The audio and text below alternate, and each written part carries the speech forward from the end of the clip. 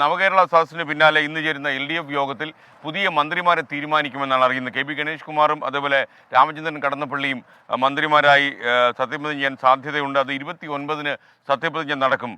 യഥാർത്ഥത്തിൽ 2 മന്ത്രിമാർ പുറത്തേക്ക് പോകും. ആന്റണി രാജുവും അതുപോലെ തന്നെ അഹമ്മദ് ദേവർകോവിലും. ഇവർ രണ്ടുപേരും 2.5 കൊല്ലത്തേക്ക് മന്ത്രിയായവരാണ് എന്നായിരുന്നു അന്നേയുള്ള അറേഞ്ച്മെൻറ്റ്. അപ്പം LDF കമ്മിറ്റി ചെയ്തതുപോലെ തന്നെ അവർ തീരുമാനിച്ചിരുന്ന പോലെ തന്നെ പുതിയ 2 മന്ത്രിമാർ വരും. അതിൻ്റെ വിശദാംശങ്ങളുമായി MG പ്രതീഷ് തിരുവനന്തപുരത്ത് നമുക്കൊപ്പം ചേരുകയാണ്. പ്രതീഷ്, അഴീക്കലേക്ക് സ്വാഗതം. താങ്കൾക്കറിയുന്ന പോലെ ഈ നല്ല കാറ്റടിക്കുകയാണ് ഇവിടെ കേട്ടോ. എന്തൊരു സുഖമാണെന്നറിയാം ഇവിടെ നിൽക്കുമ്പോൾ. അതുപോലെ ഈ കടലിൻ്റെ ഭംഗിയൊക്കെ നമുക്ക് ആവോളം ആസ്വദിക്കാൻ കഴിയുന്ന ഒരു ടൂറിസം കേന്ദ്രമായി അഴീക്കൽ നിന്നാണ് സംസാരിക്കുന്നത്. അതേസമയം തീർച്ചയായിട്ടും ഒരു ദുഃഖത്തിൻ്റെ ഒരു ഛായ ഇവിടെ ഉണ്ട്. കാര്യം ഇത്രയധികം ആളുകളെ കടൽ കവർന്നെടുത്ത സുനാമി എന്ന് പറയുന്ന ദുരന്തത്തിൻ്റെ വേദനകൾ തീർച്ചയായിട്ടും ഈ മനുഷ്യരുടെ മനസ്സിലുണ്ടാകും. അതൊന്നും ഒരിക്കലും മറക്കാൻ കഴിയില്ല. സർവ്വം തകർന്നു പോയ ഒരു ജനതയാണല്ലോ ഈ അഴീക്കലുള്ളത്. അപ്പോൾ അതൊക്കെ മനസ്സിൽ പേറിക്കൊണ്ട് ഞാൻ താങ്കളോട് ചോദിക്കുന്നു, രാഷ്ട്രീയ വാർത്തകൾ നമുക്ക് ഇന്ന് രാവിലെ എടുക്കേണ്ടതുള്ളത് കൊണ്ട് എന്തൊക്കെയായിരിക്കും മാറ്റങ്ങൾ ഉണ്ടാകാൻ പോകുന്നത്?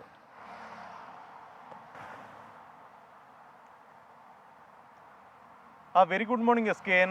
സർക്കാരിൻ്റെ തന്നെ മുൻ ധാരണ പ്രകാരം ഈ നവംബർ അവസാന വാരത്തോടു കൂടിയാണ് മന്ത്രിസഭാ പുനഃസംഘടന നടക്കേണ്ടിയിരുന്നത്. എന്നാൽ ഈ നവകേരള യാത്ര വന്നതോടുകൂടിയാണ് ഈ പുനഃസംഘടനയും അതുമായി ബന്ധപ്പെട്ടുള്ള തീരുമാനങ്ങളും കുറച്ച് വൈകാൻ കാരണം. ഇന്ന് രാവിലെ ചേരുന്ന ഇടതുമുന്നണി യോഗം ഇതുമായി ബന്ധപ്പെട്ടുള്ള തീരുമാനമെടുക്കും. നേരത്തെ SKN സൂചിപ്പിച്ചതുപോലെ തന്നെ ആ തീരുമാനപ്രകാരം ഗതാഗത മന്ത്രി ആന്റണി രാജുവും ഒപ്പം തുറമുഖ മന്ത്രി അഹമ്മദ് ദേവർകോവിലും സ്ഥാനമൊഴിയും. പകരം ഗതാഗത മന്ത്രി സ്ഥാനത്തേക്ക് ഗണേഷ് കുമാറും ഒപ്പം തുറമുഖ മന്ത്രിസ്ഥാനത്തേക്ക് രാമചന്ദ്രൻ കടന്നപ്പള്ളിയുമാണ് വരുന്നത്. ഈ മന്ത്രിസ്ഥാനം സംബന്ധിച്ചും ഈ പദവികൾ സംബന്ധിച്ചും നേരത്തെയൊക്കെ തന്നെ ചില മാറ്റങ്ങൾ ഉണ്ടാകുമെന്ന അഭ്യൂഹങ്ങൾ ഉണ്ടായിരുന്നു. എന്നാൽ അതിൽ പൂർണ്ണമായും അത്തരത്തിലൊരു മാറ്റങ്ങൾ ഉണ്ടാകാൻ സാധ്യതയില്ല എന്നതാണ് നമുക്ക് മനസ്സിലാക്കാൻ കഴിയുന്ന കാര്യം. ഇന്ന് ഇടതുമുന്നണി യോഗം തീരുമാനമെടുക്കുന്നതോടെ അതിന് പിന്നാലെ ആന്റണി രാജുവും ഒപ്പം അഹമ്മദ് ദേവർകോവിലും മന്ത്രിസ്ഥാനം രാജിവെക്കും. പിന്നീട് ഈ മാസം 29-ന് രാജ്ഭവനിൽ സത്യപ്രതിജ്ഞ നടത്താനാണ് ആലോചിക്കുന്നത്. ഇതുമായി ബന്ധപ്പെട്ടുള്ള തയ്യാറെടുപ്പുകളും ഒരുക്കങ്ങളും രാജ്ഭവൻ തുടങ്ങിയെന്നതാണ്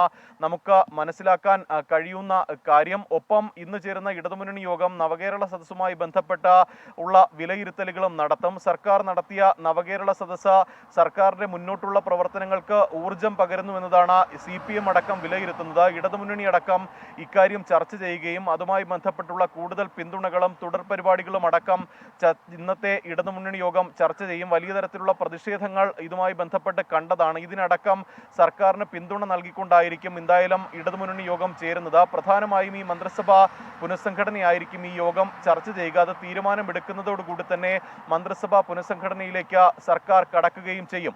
SK